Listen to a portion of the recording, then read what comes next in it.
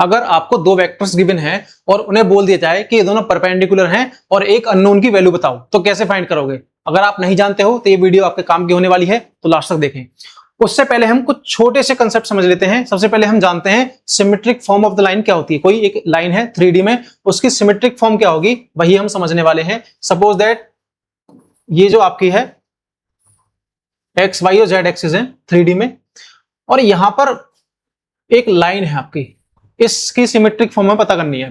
तो यहां पर एक ए पॉइंट है, इसे हम ओरिजिन से मिला देंगे, और इस लाइन के पैरेलल कोई एक बी वेक्टर है, और हमें पता है कि ए वेक्टर हमने मान लिया आपका a1i plus b1j and c1k।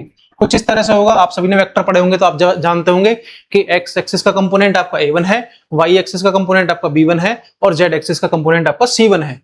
ये a वेक्टर हो गया। अगर आपका b वेक्टर गिवन है, b वेक्टर मैंने मान लिया x1i plus y1j plus z1k। ये इस तरह से आपके दो वेक्टर्स हैं। बी वेक्टर जो है इस लाइन के पैरेलल है। मुझे इस लाइन की, जो आप यहां लाइन देख पा रहे हैं, मैं इसे सपोज ए बी मान लेता हूं, इस ए बी लाइन की इक्वेशन फाइंड करनी है।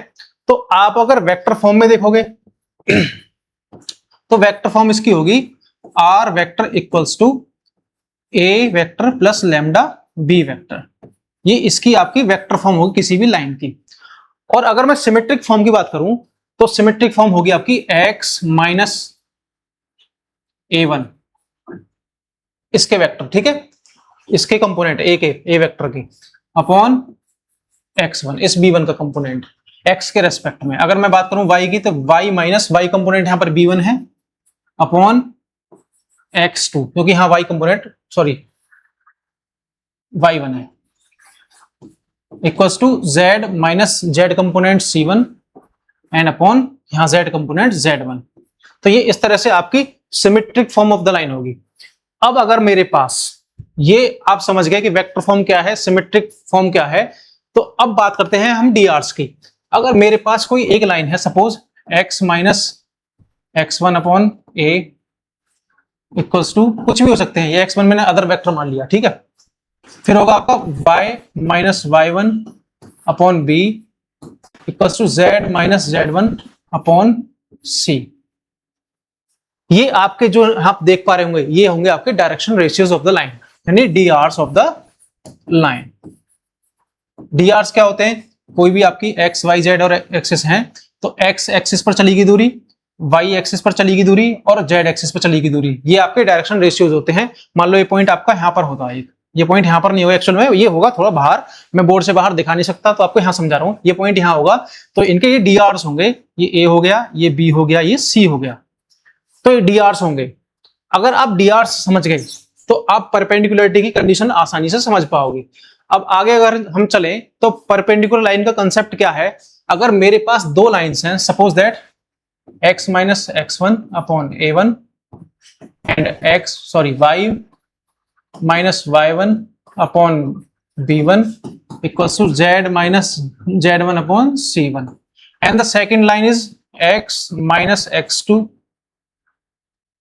Upon a2 equals to y minus y2 upon b2 and z minus z2 upon c2। मेरे पास ये दो लाइन है, ये दोनों लाइन परपेंडिकुलर होंगी if a1 into a2 plus b1 into b2 plus c1 into c2।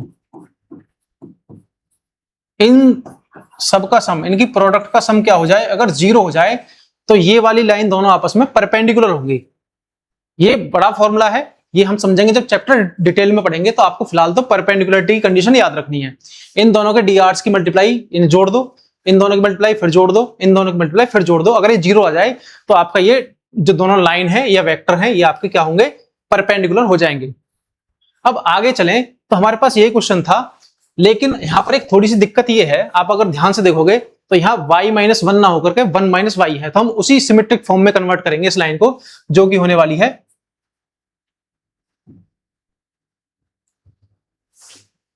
x minus 3 upon 1 equals to y minus 1, मैंने यहां से एक माइनस कॉमन ले दिया तो नीचे माइनस आ जाएगा, यहां आ जाएगा -1, equal to z plus 2 upon p।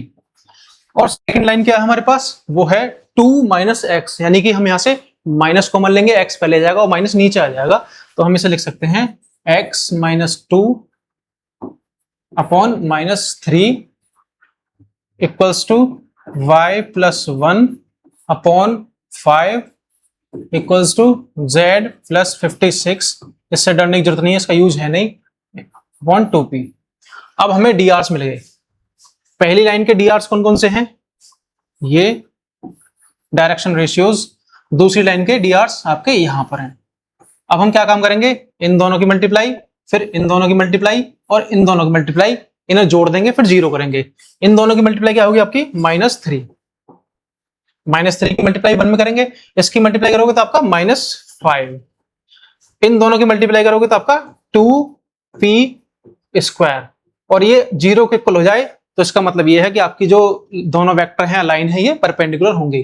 तो ये -8 plus 2p² equals to 0 and this will give us 2p² equals to 8 and p² equals to 4 and the values of p will be ±2। अगर p की value 2 आए या -2 आए, इन दोनों ही condition में ये वाली जो लाइन होंगी दोनों आपस में, वेक्टर जो होंगे, हम लाइन को वेक्टर बोल रहे हैं 3D में, ये वेक्टर्स आपके परपेंडिकुलर होंगे। तो ये क्वेश्चन था आपका परपेंडिकुलरिटी का। अगर आप बोर्ड एग्जाम में जाओगे, अगर ये ऑब्जेक्टिव क्वेश्चन है, तो आपको क्या काम करना है, सिर्फ इनकी मल्टीप्लाई करनी है, इसे यहां और इसे यहां, जीरो को इक्वल पुट कर दो, मुश्किल से मुश्किल 20 सेकंड में आपका आंसर आ जाएगा। तो ये आज का एक और कंसेप्ट था। मिलते हैं आपसे नेक्स्ट वीडियो में।